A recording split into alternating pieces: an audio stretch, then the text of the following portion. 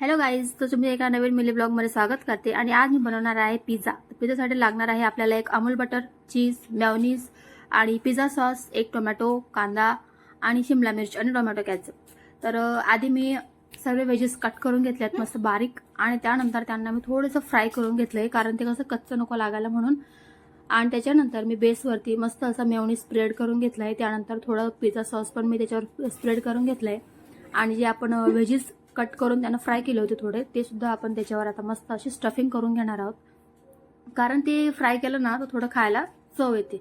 त्याच्यानंतर त्याच्यावर भरभरून असं चीज स्प्रेड केलंय आणि मस्त तव्यावरती बटर लावलं. त्याच्यानंतर तो जो बेस होता तो तव्यावरती ठेवला आणि त्याला झाकलं आणि मस्त असं 10 मिनिटं त्याला कमी गॅसवरती शिजू दिला. आणि छान असं त्याला कट करून आम्ही दोघांनी पिझ्झा खाऊन खूप एन्जॉय केला आणि खूप टेस्टी पण लागला होता. त्यांचा फीडबॅक बघू शकता तुम्ही. So bye.